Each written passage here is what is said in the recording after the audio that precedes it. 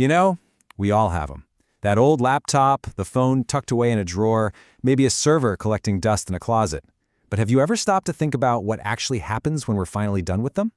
Well, today, we're going to pull back the curtain on the massive and mostly hidden journey of our electronic waste. Right? It seems like such a simple question. But the answer, well, it opens up this whole global industry that's packed with huge risks, but also some pretty incredible potential. So, let's follow the trail. You know, the best way to wrap your head around the e-waste problem is to think of it like an iceberg. The part we actually see and talk about, yeah, that's just the tiny little tip. And for a lot of companies, and even for us at home, that iceberg is basically a storage closet. It's that room filled with old tech that's kind of out of sight, out of mind, but it's still a huge, unresolved problem of space, security, and frankly, responsibility. And the scale of this is, well, it's just staggering. The Global E-Waste Monitor found that in 2022 alone, the world generated 62 million metric tons of e-waste. To put that in perspective, that's the weight of over 350,000 jumbo jets. Just wow. But here's the kicker. A massive 78% of all that waste isn't properly documented or managed. It just kind of disappears. This is exactly why e-waste is the single fastest growing domestic waste stream on the entire planet. So when a company finally decides, okay, we got to clear out that closet, it faces a really critical decision. Every single one of those devices arrives at a fork in the road, and the two paths ahead couldn't be more different. On one side, you've got informal disposal. This path is just full of landmines. We're talking data breaches, environmental nightmares, and serious legal liabilities. But on the other side, you have certified recycling. This is a structured, secure process that guarantees data is destroyed and actually turns old tech into a force for good. And here's the thing so many people miss. Your responsibility doesn't end when the truck pulls away. Not at all. Without a certified process, a company is still on the hook for any data leaks or compliance issues that happen way down the line. So, let's take that responsible path, shall we? Let's go behind the scenes inside a certified IT asset disposition facility to see what that secure, buttoned-up process actually looks like. It's kind of like unboxing, but in reverse. Okay, so this whole process is meticulous, as it should be. It all starts with secure collection and transport.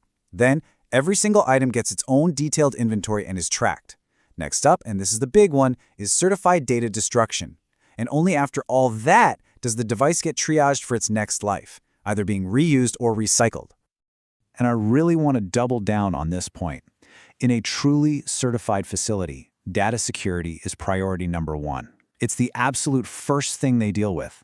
Nothing else moves forward until every single hard drive is verifiably wiped clean or physically shredded. This step right here is what separates responsible recycling from just, throwing stuff away. So how can a company actually be sure all this is happening? Well, through certifications like R2v3. Look, this isn't just a promise or a handshake. It's a super rigorous global standard that's verified by independent auditors. It's proof that a recycler is handling data securely, protecting the environment, and is accountable for where every last scrap of material goes. Now, after that whole secure triage process is done, this is where the magic happens. Two really powerful outcomes emerge. That old device is either refurbished for a second life, or it's carefully dismantled for its raw materials. Either way, it becomes a win for the planet and for people. The environmental impact of just reusing a device is huge. Get this, up to 80% of a brand new laptop's carbon emissions come from the manufacturing alone, before you even open the box. By refurbishing a device instead of making a new one, we can slash those CO2 emissions by up to 78%. That is a massive win for the climate. But the impact goes so much deeper than just the environment. This quote, I think, really gets to the heart of the human side of this story. For so many people, a refurbished computer isn't just a piece of hardware, it's a lifeline. These refurbished devices go directly to the people who need them the most. We're talking about students who need them to do homework, families who need to find healthcare information, veterans reconnecting with life at home, and job seekers trying to find work. It's one of the most direct ways to help bridge the digital divide. And this is not just theoretical. This is happening right now.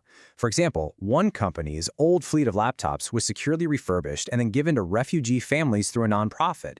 Those devices became these essential tools for them to access online resources, get an education, and find jobs as they built brand new lives. Okay, let's zoom out and connect all this back to the big picture. When a company chooses this responsible path, what starts as a simple, let's clean out the closet project, it turns into a really powerful and strategic move. This whole process is really the core idea of what we call a circular economy.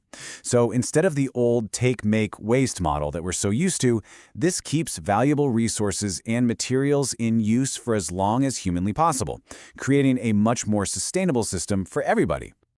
And for businesses, this isn't just about feeling good. It's about getting measurable results. They can directly track real improvements in their key performance indicators, or KPIs, things like cutting their carbon footprint, boosting their reuse rate, and even putting a number on their social impact. So, at the end of the day, that cluttered storage closet, that headache, gets totally transformed into a verifiable win. It provides real, tangible data that strengthens a company's environmental, social, and governance, or ESG, goals, its corporate social responsibility plans, and its big strategies to achieve net zero emissions. Which kind of brings us right back to where we started. That old tech you've got sitting around, it isn't just waste waiting for a landfill. It's potential. It's potential for a safer planet, for more equitable society, and for just plain smarter business. So the real question is, what's hiding in yours?